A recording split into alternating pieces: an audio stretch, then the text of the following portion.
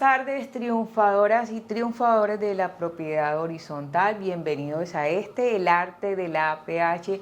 Y hoy vamos a hablar de un tema muy puntual que son los tipos de asambleas en propiedad horizontal. Los que están en nuestro canal han tenido la oportunidad de ver diversos temas que ustedes mismos han propuesto. Y este en particular porque hay algunas inquietudes en cuántos tipos de asambleas hay, si podemos realizar la convocatoria en nombre propio el 1 de abril y muchas cosas más. Los que tuvieron la oportunidad de estar conmigo en cómo se organiza la asamblea, esto es como una continuidad de lo que vimos inicialmente. Por eso digo que lo vamos a hacer de una forma rápida, muy dinámica y a lo que venimos hoy. Como les mencionaba, conocemos que el concepto de asamblea tiene diferentes matices. Y ayer hice parte de un conversatorio en donde mencionamos cuáles eran los aspectos que había que tener más relevantes. Yo me enfoqué mucho en estos temas de convivencia, los planes de contingencia ante las agresiones físicas o las posibles agresiones verbales. Y entrando en materia con esta dinámica de asamblea, debo decir que la ley 675 es supremamente clara. Solo hay las asambleas ordinarias y extraordinarias y están claramente identificadas en el artículo 39 de la ley 675. Recuerden a todas las triunfadoras y triunfadores que siempre los invito a que cuando vienen a ser parte de este canal traigan a todas las actividades de los martes la ley para que de esa forma podamos hacerle un seguimiento y crecer juntos en el conocimiento. Cuando digo que solo hay dos tipos de asamblea, porque efectivamente la ley dice que en el artículo 39 la ordinaria es lo que nosotros conocemos durante todo el tema del periodo y que se establece dentro de ese trimestre inicial del año para realizar lo que conocemos como las asambleas y la dinámica que esto implica. Las extraordinarias, quiero hacer una precisión, y esta establece para temas de urgencia, que en definitiva hay que mirar cuál es el alcance. Si dentro de esa convocatoria no se contempla esa medida de urgencia, pues estaríamos ante temas que no son de relevancia, porque la ley ha sido muy clara en determinar que para tocar todos los temas que tienen que ver con presupuesto, elección de dirección de los órganos, están las asambleas ordinarias. Por lo tanto, tengamos muy clara estas definiciones, que es la generalidad que se maneja en las asambleas, y que además en las ordinarias la gran connotación que existe es la sumatoria de esa relación de todos los deudores, que hay amplia y suficiente ilustración en que hay sentencias de la Corte que ya ha identificado que no estamos violando ni la intimidad ni el habeas data de las personas que se encuentran en mora en propiedad horizontal. Otro de los aspectos relevantes que hablamos sobre las asambleas ordinarias es que me dicen qué documentos debemos anexar o no para la entrega de las asambleas. Y hablamos en el conversatorio, y estoy totalmente de acuerdo en que si el administrador tiene la función de llevar el libro de actas de asambleas y de consejo, es absolutamente necesario que si en una asamblea se van a aprobar el presupuesto, los estados financieros, se van a mirar informes, esa documentación debe estar anexa a la convocatoria de asamblea. Además del poder que va a permitir saber qué personas van a representar a cada uno de los propietarios que no pueden ser partícipes dentro de esa asamblea, que es del interés de todo que cumpla con la mayoría del 50+1 para que podamos sacarla adelante. Fíjense esas connotaciones que son muy rápidas y que a veces se demora demasiado en hacer una explicación técnica innecesaria. En cuanto a las asambleas extraordinarias, me dicen, ¿tienen los mismos términos que una ordinaria? No. Claramente hay unos lineamientos que están en el reglamento y determina que puede ser 5, 3 días. El Código de Comercio establece para el tipo de asamblea de este nivel en que, pues si estamos hablando de urgencias, no podemos darle la misma suerte que las asambleas ordinarias, que establecen un término mínimo de 15 días, para mí 17, porque recordemos que no se contempla el día de la convocatoria y mucho menos el día en que se realiza la asamblea. Si nosotros tenemos eso muy pendiente, vamos a decir que son mínimo 17 días. ¿Que lo puedo realizar antes? Claro que sí. Puedes realizarlo si eres muy organizado, 20 días, incluso 25 días o más. He conocido administradores tan organizados que incluso realizan estas convocatorias con una anticipación hasta de 30 días. Es totalmente válido. Lo que no es válido es que se haga con menos de 15 días porque estaríamos en una de las causales de impugnación que establece la ley y ninguno de los presentes, propietarios, consejeros, administradores va a querer pasar por una situación de este tipo en donde todo lo que implica la logística de una asamblea se venga abajo. Ahora sí, entrando más en materia sobre este tipo de asambleas, es importante que conozcamos, me parece que alguien más quiere unirse a ingresar. Muy bien. Bienvenidos todos los triunfadores y triunfadoras que están llegando a este tema interesantísimo. Cada vez somos más personas en el canal. El arte de la PH es un espacio en donde todos los martes a las 3 de la tarde estamos de una forma muy dinámica manejando estos temas. ¿Cuál es la sanción? Y ahora dejamos para el final todas esas inquietudes, me las van colocando ahí por no hacer la convocatoria a tiempo. Muy buena pregunta. Recordemos en que la ley es clara en decir convocar a la asamblea durante ese término. Existe una inquietud y se piensa que si la asamblea no se realiza antes del 31 de diciembre estamos incurriendo en una falta, pero es clara la ley en decir que el administrador debe convocar. Si usted convoca antes del 31 de marzo y la realiza los primeros días de abril, no sería procedente pensar en que el 1 de abril va a existir una asamblea por derecho propio. Esa es mi concepción. Además de jurídica, también es respaldada por doctrinantes en donde efectivamente la ley es clara, es convocar. Entonces, teniendo ese tema, no hay taxativamente señalado que hay una sanción porque el administrador no lo haga. En una consultoría personalizada con una copropiedad, me decía el administrador, yo veo que no me van a aprobar el presupuesto, siento que la situación es complicada, yo voy a dejar que los propietarios hagan la asamblea por derecho propio. Y una de las responsabilidades, recordemos que se encuentran en el artículo 51 de la ley 675 del 2001, es que el administrador debe convocar una asamblea ordinaria. Se puede decir que es una obligación, porque así lo marca la ley. Si ustedes aprecian el artículo 39, ahí no menciona que es una facultad del Consejo o del revisor fiscal o del 20% de los copropietarios, como sí lo hace para las otras asambleas. En esta ordinaria se podría decir que hay una exclusividad del administrador en que él tiene la obligación de hacer esa convocatoria. Así que mucha atención a esto, porque no podemos eludir la responsabilidad porque creamos que no va a lograrse el resultado. Finalmente, es el administrador en el soporte con el consejo que debe buscar que todos los temas salgan adelante con el fundamento legal, con los anexos correspondientes, independientemente del resultado.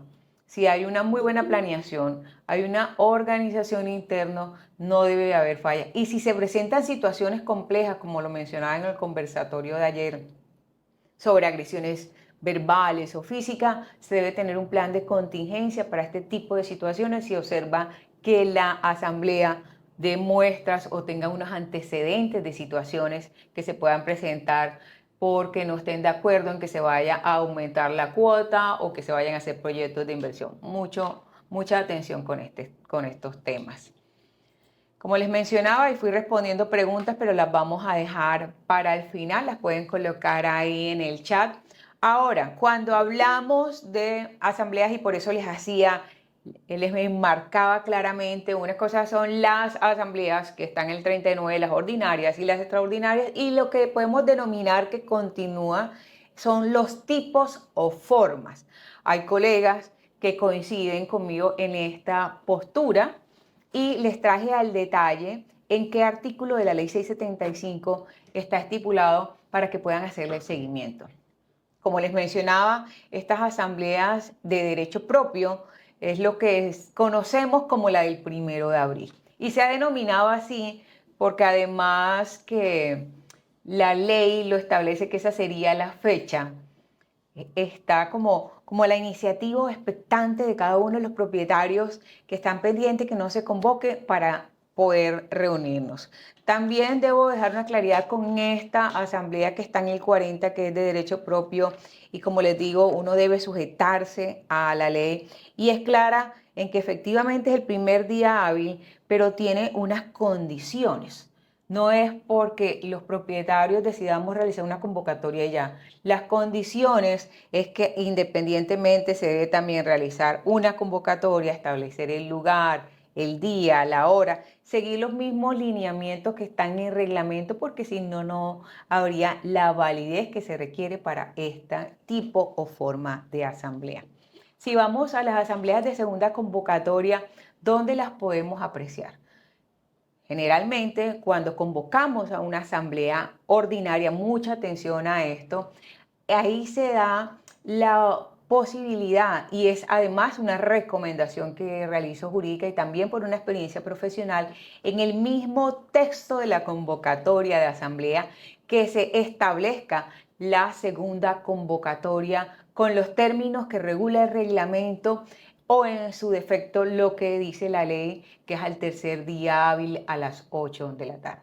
Aquí viene una gran pregunta y es, ¿qué hacer con esas asambleas en donde el reglamento establece 1 hora después, 2 horas después? ¿Es legal? ¿Es ilegal?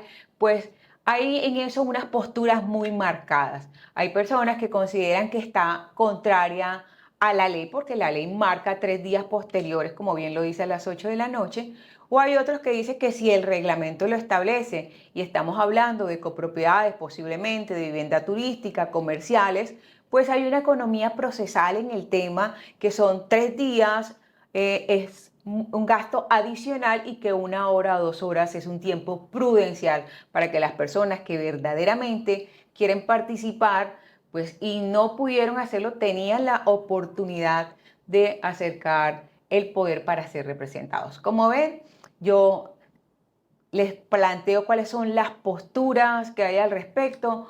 Yo personalmente era de la postura en que no se debe hacer una asamblea sino conforme a ley, pero está soportada también que es totalmente válido lo que dice el reglamento. Eso también tendrá su respaldo conforme al tipo de comunidad, al aval que le dé la asamblea, así que es importante que conozcan ambas. En esta segunda convocatoria hay que tener mucho cuidado porque muchas veces se deja por fuera que porque no contamos con el quórum de la primera convocatoria, no dejamos sentado el presidente que efectivamente no hubo quórum y se envía la información de la segunda convocatoria. Lo dejamos como por hecho. Y recordemos que estamos hablando de unos conceptos jurídicos, de unos conceptos legales. Es importante dejar demarcado que efectivamente se levantó un acta en donde no contamos con el quórum y evidentemente viene una segunda convocatoria. Han habido errores en las convocatorias por parte de los administradores y por eso se suscitan todas las impugnaciones, porque en esta primera convocatoria omiten regular el tema de la segunda convocatoria y simple y llanamente se van al tercer día hábil a las 8 de la noche, pero no dejándolo sentado en la primera convocatoria.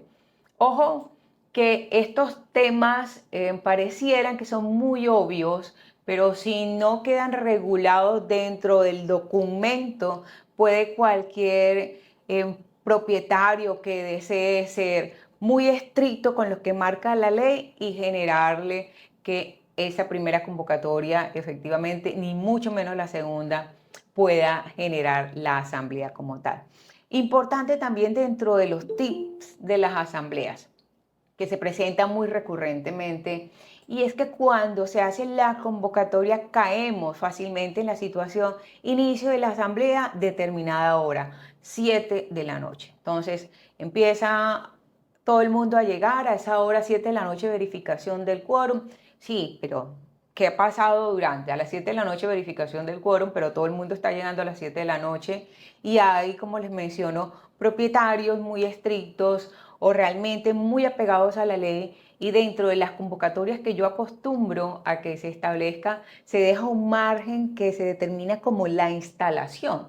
La instalación es ese espacio que permite que todas las personas que van llegando puedan ir haciendo su registro y finalmente se pueda dar un buen inicio a esa asamblea ordinaria. Si vamos a verificar el quórum, podemos efectivamente decir, son las 7 de la noche, ¿contamos con quórum o no contamos con quórum? Perfecto. Ya sabemos que se le da continuidad.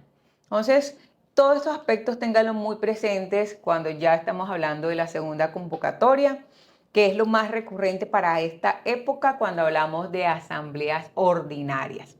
Hay incluso propietarios que me dicen, no, es que vamos a hacer 2 asambleas, queremos hacer una asamblea extraordinaria antes de la ordinaria. Mis sugerencias, si ya estamos a puertas de una asamblea ordinaria, primero hay que mitigar los costos que implica tener unas asambleas.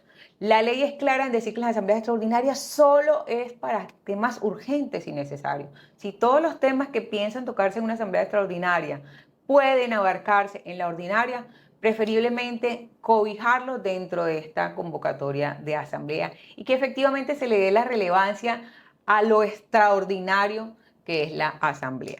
Ahora, siguiendo con esta línea de los tipos y formas, hay una muy especial que poco se trabaja. He tenido la posibilidad de ciertas copropiedades manejarla y ha tenido buen éxito, pero es bastante exigente.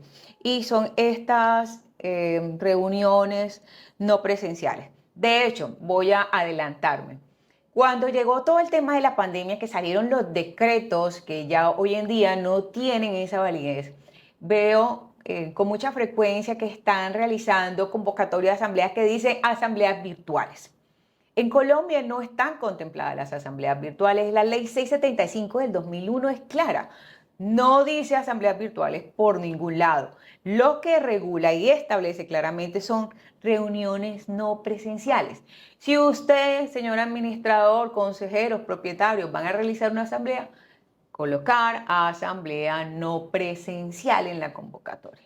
Eso implica que cobija este tipo de asambleas que en algún momento se denominaron por el tema de la virtualidad. Y si vamos a ser muy literales de una u otra forma, estamos realizando medios técnicos para que se puedan llevar a cabo.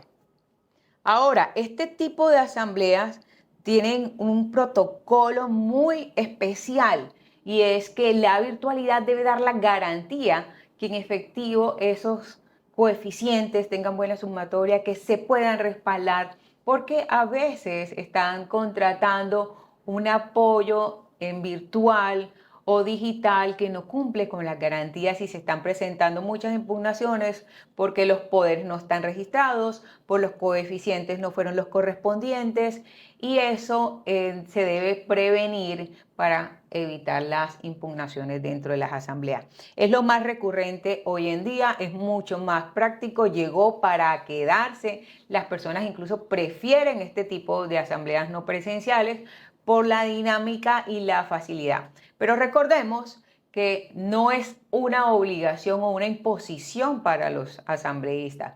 Finalmente, siguen vigentes las asambleas presenciales y hay, dependiendo del tipo del edificio o conjunto, se hará la elección de cuál es la preferencia y también teniendo en cuenta los presupuestos de cada una de las copropiedades.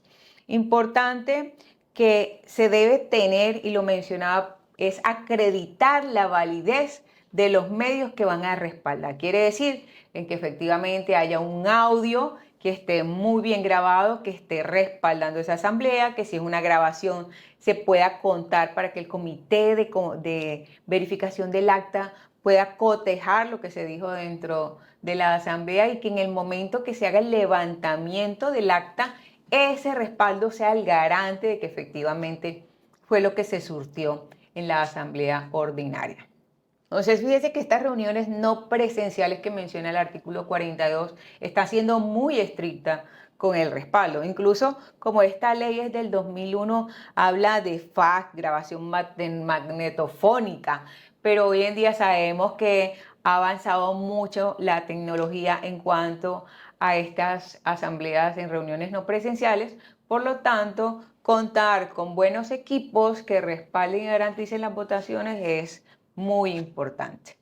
Ahora, otras de las que poco se usan en las formas y era como que se manejaba antes de las no presenciales son estas por comunicación escrita. Solo lo he visto en 2 copropiedades para las decisiones, sobre todo para arreglos de zonas comunes no esenciales con la aprobación de presupuesto. Mucho ojo con este tipo de reuniones por comunicación no escrita, porque aquí va contemplado el 43 y el 44. ¿Cuál es la gran exigencia? Y es que de una u otra forma aquí los representantes o los delegados en debida forma deben estar acreditados, deben expresamente señalar su voto favorable o no. Casi que esa comunicación escrita tiene un máximo de 1 mes para que haya ese pronunciamiento. Es poco utilizado porque tendría que ser muy estricto el seguimiento del mismo para que se considere que no hay una votación que sea acorde. Es poco manejada en el sector. Lo vi solo en los años del 2009, 2010, pero desde que entraron todas las nuevas formas es poco utilizado, pero es importante mencionarlo porque hace parte de la ley 675 del 2001. Y además que tiene una gran diferencia a raíz de a la de las asambleas ordinarias, y es que en las asambleas ordinarias hay que colocar a disposición en 20 días esa acta y acá la comunicación debe ser en 10 días. Entonces, el margen es muy diferente, una diferencia de 10 días, y si estamos hablando de una copropiedad de grandes dimensiones, pues debe imaginarse que manejar una reunión por comunicación escrita es bastante dispendioso. Así que lo menciono porque es importante que todos los conozcan. Y adicional, una de las más relevantes que me gusta mencionar, y aquí le coloqué un nombre diferente y lo coloqué transición provisional. ¿Por qué lo hago? Porque hay diferentes doctrinantes que mencionan esta reunión como la primera reunión, como una reunión general. Yo la he denominado como una reunión de transición provisional. ¿Y por qué haremos la pregunta? Básicamente porque esto hace referencia a las reuniones que se hacen por la entrega de las administraciones provisionales.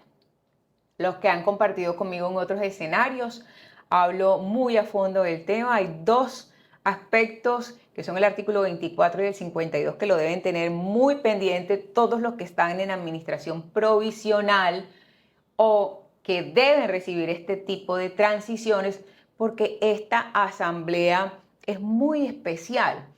Hay varias posturas al respecto. Una en donde dice que es la primera asamblea y que simple y llanamente se debe hacer la convocatoria, como lo dice la norma, para informar a todos los propietarios que ya se cumplió con la condición del 51% y la enajenación, para que estos puedan nombrar al administrador dentro del término y o se elija al consejo de administración si en esa copropiedad realmente está señalado que se realice.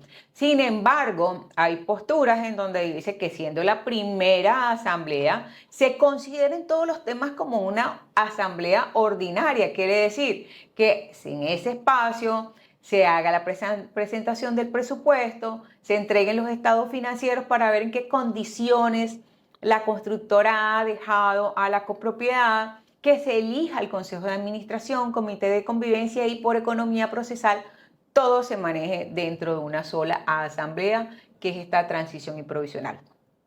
La connotación más importante dentro de las asambleas de transición provisional consiste básicamente en tener presente lo que dice el artículo 24. ¿Y qué es esto? Básicamente en lo que preocupa a todos los que entran en temas de transición, y es la entrega de las zonas comunes y de todo lo que tiene que ver con equipamientos.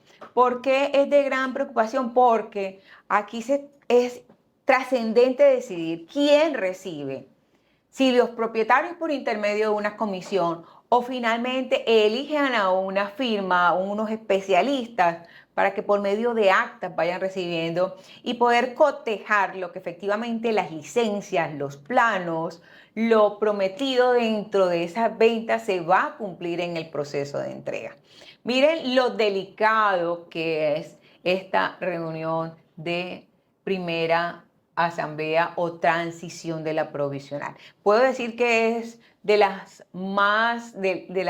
mayor relevancia o las que más cuidado hay que tener cuando se asume tanto la entrega como el recibimiento de las mismas. Porque quien entrega viene desde una provisionalidad que es elegido por el constructor o propietario inicial, y quien recibe es ese administrador definitivo, que va a tener la responsabilidad de adaptar todo lo que dice el artículo 24, pero además establecer un plan de acción con el nuevo Consejo de Administración y hacerle seguimiento a cronogramas de recibimiento de esas zonas comunes y equipos que de una u otra forma se lo está entregando el constructor, porque siendo provisional, el administrador está trabajando de la mano con la constructora para poder formalizar esa entrega.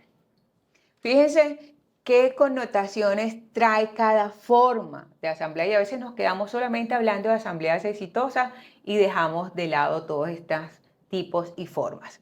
Hay algo adicional que voy a cerrar antes de las preguntas, y es que me hacen muchas preguntas en las redes sociales sobre cuándo se debe exigir mayoría calificada, cuándo no. Y todo lo que no esté aquí no requiere mayoría calificada, desde los primeros puntos. O sea, si ya uno llega al artículo 46, que es donde está todo lo que refiere a la mayoría calificada, ya uno decanta que lo demás no requiere sino mayoría simple. Entonces, ¿qué es lo que debe partir un propietario, administrador, un consejero? Establecer que si yo voy a tomar una decisión, no esté dentro de lo que dice el artículo 46, porque indefectiblemente voy a necesitar una mayoría calificada. ¿Y qué dice el artículo? Que la mayoría calificada quiere decir eso, que requiere el 70% de los coeficientes para que pueda ser aprobado. Brevemente, ¿cuáles son? Esos cambios que afectan la destinación de los bienes comunes implican una sensible disminución de uso y goce.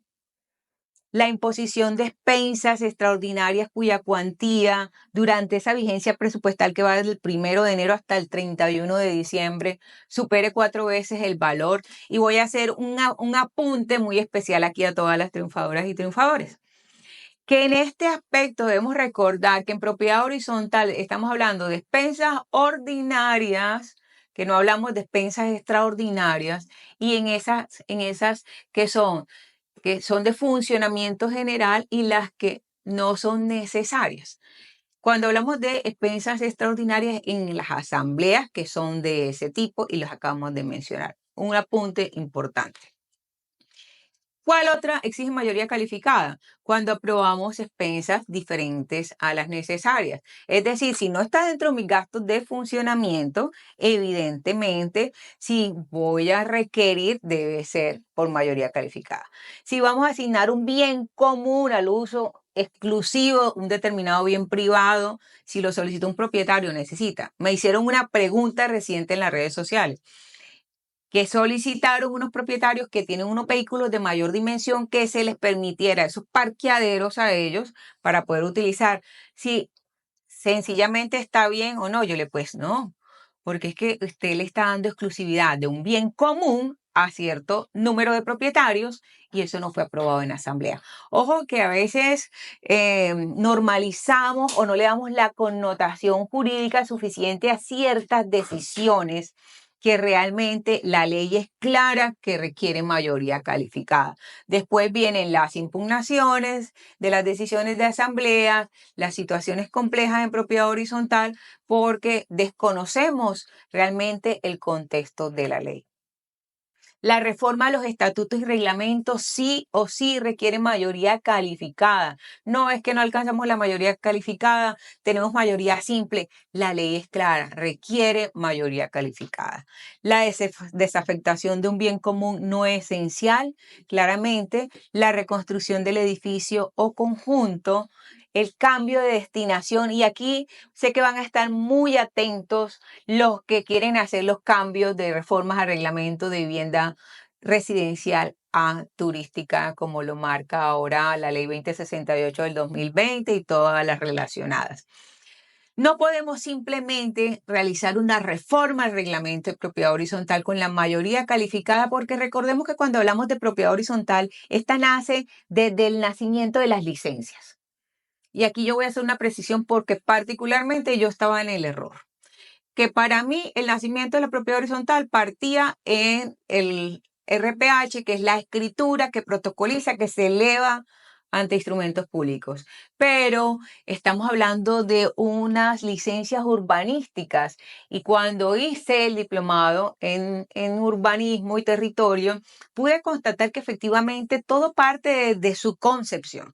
Las licencias, los permisos, el uso del suelo del mismo. Por lo tanto, no es suficiente que se haga un cambio a la reforma porque se va a exigir que las licencias y todo vaya orientado a la naturaleza de ese bien. Si ustedes quieren hacer una reforma de vivienda turística, pero el uso del suelo, el plan de ordenamiento territorial del sector, las licencias no están ajustadas en debida forma como lo mandan todas las normas urbanísticas, pues van a tener inconvenientes cuando vayan a hacer el registro. Mucha atención con esto, porque no se trata de simplemente hacer un cambio de destinación, vamos a tener mayores ingresos para vivienda turística, cumplimos con todas las exigencias del RNT, ojo, porque hay unas exigencias adicionales. La adquisición de inmuebles para el edificio conjunto y finalmente la liquidación y disolución de esa propiedad horizontal. Como puede apreciar, aquí mis triunfadoras, con esto cerramos todo el tema de los tipos de asamblea porque lo demás lo estuvimos observando. Recordemos que la asamblea lo contempla el artículo 36, hace parte de esos órganos de administración, se establece como el máximo órgano porque es el conglomerado de todos los propietarios para la toma de decisiones, tiene unas funciones claramente definido en la ley. Recordemos que cada órgano de administración tiene sus propias funciones y que no se pueden usurpar unos a otras, que debe haber un trabajo mancomunado de los mismos. Y aquí la integración y el alcance de sus decisiones constituirá para los propietarios o sus representantes todo lo previsto en la ley debe ser conforme a esa ley y al reglamento. Todo lo que sea contrario no tendrá ninguna validez, será totalmente ineficaz. Lo que quiero decir con esto es que la asamblea no es absoluta. Hay muchos propietarios que dicen que nosotros somos el órgano máximo y tomamos todas las decisiones. No. Hay unas funciones determinadas, hay una limitación que es clara en que ese alcance debe ser conforme a ley. Por lo tanto, cuando se tiene ese rigor en el cumplimiento de la ley, no debe haber nada en contravía. Voy a dar aquí espacio a todos para que puedan realizar sus inquietudes y preguntas, porque lo demás lo vimos en la clase anterior, que es cómo organizamos la asamblea. Así que doy paso a todos los que me acompañaron el día de hoy. Sin antes recordarles que en el enlace de mi perfil cuento con todo un kit de herramientas, una serie de infoproductos como un ebook, cómo ser un excelente consejero, marca personal para administradores, las consultorías para cada una de las situaciones que se presenten en sus copropiedades o de forma independiente. Y tengo unas capacitaciones personalizadas que es importante agendar que han sido todo un éxito porque tengo empresas, propietarios de forma individual, grupos de consejeros, personas que quieren incursionar en el medio de administración y va totalmente dirigido a sus propias necesidades, fortalezas o a los requerimientos personales. Sea este el espacio para que hagan todas sus dudas. Recuerden, pueden abrir la cámara, hacer sus preguntas e inmediatamente lo resolvemos. Si no, quiere decir que entonces fui muy clara con toda la exposición el día de hoy.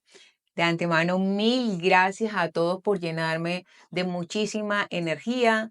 Gracias, Andrés, por esos aplausos. Gracias por los que han hecho sus preguntas. Gracias, Susana, por estar aquí en el arte de la PH. Gracias a todos esos corazoncitos que están colocando, esos buenos mensajes con gran energía, porque todos los martes mi equipo y yo estamos aquí para contribuir al conocimiento, a la formación en el arte de la PH. Un abrazo para todos. Los espero, ya saben, el próximo martes a las 3 de la tarde con más del arte de la PH.